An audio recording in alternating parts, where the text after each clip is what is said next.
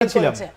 আমি যে জায়গাটায় বলছি সেটা হচ্ছে এই আমাদের মাইন্ডসেটের মধ্যে আমাদের প্রত্যেকের সাইকোলজিক্যাল প্রবলেম আছে, আমাদের নেতাদের আরো বেশি আছে। এই জায়গায় মাইন্ডসেটটা যদি আমিত্বের মধ্যে আমরা ঢুকে গেছি। আপনি দেখবেন একটা কমিটি করছে, সেখানেও আমিত্বের মধ্যে ঢুকে গেছে।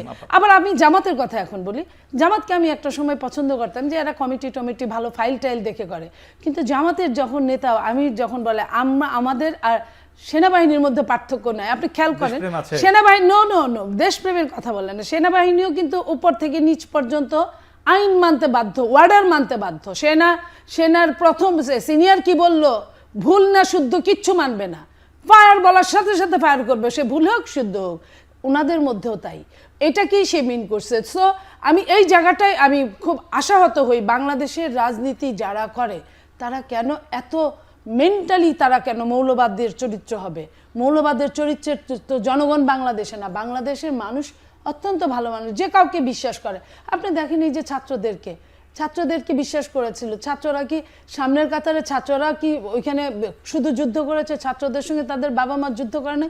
বিএনপি, আওয়ামী লীগ, বিএনপি, জামাত থেকে শুরু করে বাম যতগুলো রাজনীতি আছে প্রত্যেকেই তো আপনার মাঠে ছিল, মাঠ ছেড়ে কেউ যায় নাই, প্রত্যেকেই জীবন দেওয়ার জন্য প্রস্তুত ছিল, জীবন দিয়েছে 15-16 বছর। ছাত্ররা শেষে তারা কোটা আন্দোলনে গিয়ে পরে যখন এক দফায় গেছে তখন কিন্তু সবাই নেমে গেছে, আর রাজনৈতিক দলগুলো তো ছিলই পিছনে একদম গার্ডিয়ানের মতো। সো তারা যে এখন মনে করেছে তারাই সব, তারা এখন মনে করছে তারা যে সরকারের কিংস পার্টি হচ্ছে, এই যে সরকারের ছত্রছায়া, এই যে পরশুদিন যে প্রোগ্রামটা হলো সারা বাংলাদেশ থেকে সরকারের ছত্রছায়া, আপনার পিরোজপুরের ডিসির কথা শুনলেই বোঝা যায়। কিংবা আরো এই এত টাকা তারা কোথায় পেলো, কে দিল তাদের টাকা? তারা তো বাচ্চা মানুষ। এই জায়গাটায় এই স্বচ্ছতার জায়গা যদি আপনি ক্লিয়ার করতে না পারেন, এবং এই যে আপনার তাদের কথার সঙ্গে দেখেন তাদের সিমিলার প্রধান উপদেষ্টা, উনি হয়তো বা তবে এইসব নির্বাচন করার হয়তো তবে দিয়ে যদি ডিসেম্বরে নির্বাচন যদি তবে দিয়ে যদি হয়, তার মানে কি উনি কিংসের সঙ্গেই আছে, কিংসকেই সাপোর্ট করছে এবং সে বলেছেও। এটা হলে তো তাহলে তো এটা আপনারা কি আসলে কিংস পার্টির দিকে এগোচ্ছেন কিনা, সরকারের ছত্রছায়ায় এগোচ্ছেন কিনা, অর্থবিত্ত প্রশ্ন রয়েছে। আপা বেশ কিছু প্রশ্ন তুলেছে ছাত্রদের নানান বিষয় নিয়ে, আপনি শুরু করে বলতে পারেন। প্রথমত দেখেন, আপার পুরো আলোচনার যে বিষয়টি আমাদের কাছে বা আমার কাছে যেটা মনে হয়েছে সেটা হচ্ছে যে আওয়ামী লীগের রেখে যাওয়া সাংবিধানিক কাঠামো থাকুক, আওয়ামী লীগের তৈরি করা নির্বাচনী আইনের মাধ্যমে নির্বাচন কমিশন, এখানে আপনি একটু শব্দ ব্যবহার করেছিল যে সংবিধান ধ্বংস করছেন আপনারা। হ্যাঁ বলতেছি যে নির্বাচন সংস্কার মানে নির্বাচনের যে আইন আছে সে আইনও থাকুক, কাঠামোও থাকুক, শুধুমাত্র নির্বাচন হয়ে আওয়ামী লীগের জায়গায় বিএনপি বসুক।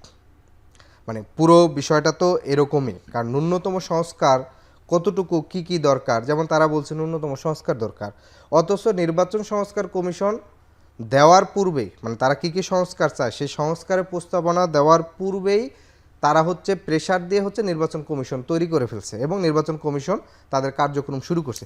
তাহলে সংস্কার প্রস্তাবনের আগেই যদি আওয়ামী লীগের কাঠামো আইনেই যদি হচ্ছে নির্বাচন সংস্কার কাজ করে, তাহলে নির্বাচন সংস্কার কমিশনের দরকার ছিল। এবং এটা নিয়ে আমরা কিন্তু এটা প্রতিবাদ লিপিও দিয়েছিলাম সরকারকে। আজকে সিইসি বলেছে যে তারা এই মুহূর্তে গণপরিষদ নির্বাচনের জন্য প্রস্তুত না, তারা জাতীয় নির্বাচন নিতে চায়।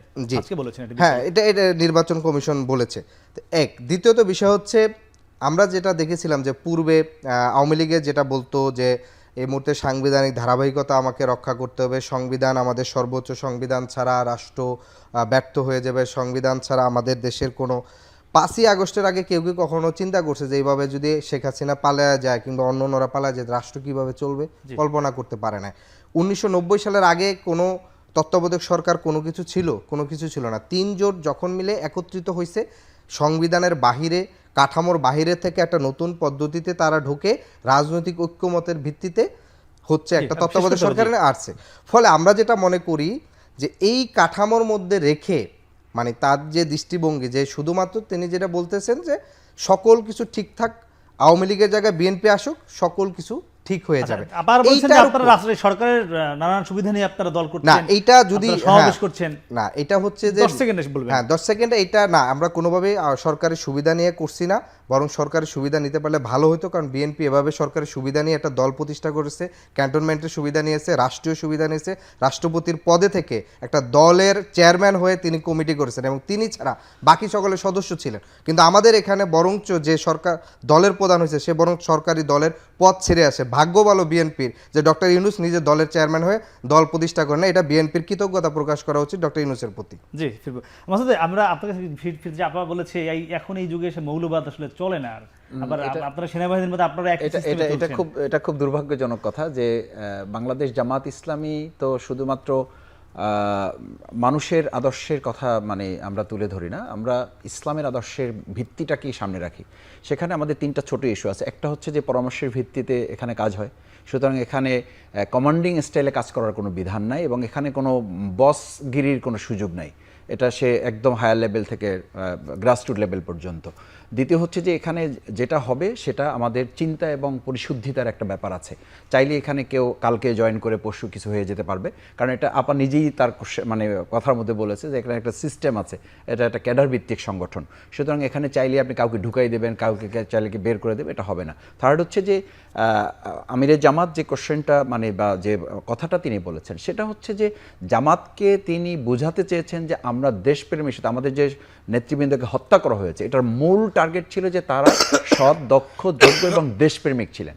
শুধু এই কারণে ভারতের ইশারায় এই মানে ভারতের আজ্ঞাবহ এই সরকার তাদেরকে বিচারিক হত্যাকাণ্ড করেছে, তাদেরকে দেশপ্রেমের কারণে। আমরা টিপা এবং বাদ দিয়ে যখন রাস্তায় নেমেছি তখন তাদেরকে টার্গেট করা হয়েছে। দেলোয়ার হোসেন সাঈদী সাহেব যখন ভারত এবং বাংলাদেশের ইস্যুটা সামনে জনগণের সামনে খুব সিরিয়াসলি তুলেছেন তখন তারা তাকে টার্গেট করেছে। এই জন্য আমার মনে হয় উনি সেনাবাহিনীর সাথে জামাতকে প্যারালাল করে নাই, বরং জামাত এবং সেনাবাহিনীর দেশপ্রেমের জায়গাটাকে উনি অ্যাড্রেস করেছেন। আগামী বাংলাদেশে কি আমরা বিএনপি, জামাত বা জাতীয় নাগরিক পার্টিকে ঐক্যবদ্ধ দেখবো না এভাবেই চলতে থাকবে? দেখেন, ঐক্য বলতে শুধু কোন একটা স্টেজে হওয়াটা ঐক্যবদ্ধ না। ঐক্যবদ্ধ হচ্ছে চিন্তা, পরিকল্পনা, দেশের ইউনিটিটাকে ডেভেলপ করা। সেই জায়গায় তো আমি মনে করি ঐক্য তো থাকাই উচিত, এবং সেই ঐক্য না হলে বরং এই যে দোসর যারা আছে বা দেশ নিয়ে ষড়যন্ত্রকারী যারা আছে দেশের বাইরে এবং ভিতরে যারা আছেন, এই দুইটা জায়গায় যদি আপনাকে চ্যালেঞ্জ ফেস করতে হয় তাহলে আপনি মত এবং দ্বিমত, যেটা বলা হয় যে মতকেও শ্রদ্ধা করতে হবে, দ্বিমতকেও শ্রদ্ধা করতে হবে, সেই জায়গায় শুধু এক স্টেজে ওঠাটা বড় কথা। বড় কথা হচ্ছে চিন্তা, দৃষ্টিভঙ্গি এবং পরিকল্পনায় আমাদেরকে এক হয়ে কাজ করতে হবে দেশের ইস্যুতে, জাতীয় স্বার্থে। ভাগ্য ভালো যে ডক্টর ইউনূস এই দলের প্রধান হয়নি, আর বিএনপি এই রাষ্ট্রের প্রধান বা সেনা ক্যান্টনমেন্টে বসে দল গঠন করেছে। দ্বিমুখী আচরণ কেন করছে বিএনপি? তা করে নাই। বিএনপি আপনি দেখেন তখন কোনো 4টা সংবাদপত্র ছাড়া কোনো সংবাদপত্রই ছিল না।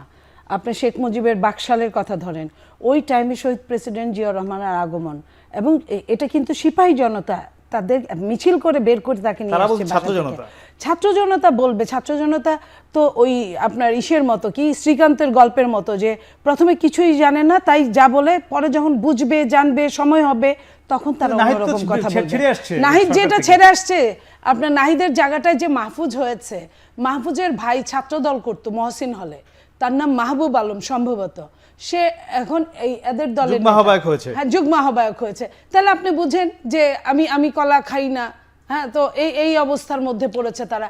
এবং আওয়ামী লীগের যে আচরণ, বডি ল্যাঙ্গুয়েজ ছিল আজকে থেকে 6 মাস 7 মাস আগে, এখনকার ছাত্র দলের যে নাগরিক কমিটি পার্টি, নাগরিক পার্টির বডি ল্যাঙ্গুয়েজ কিন্তু ওরকমই।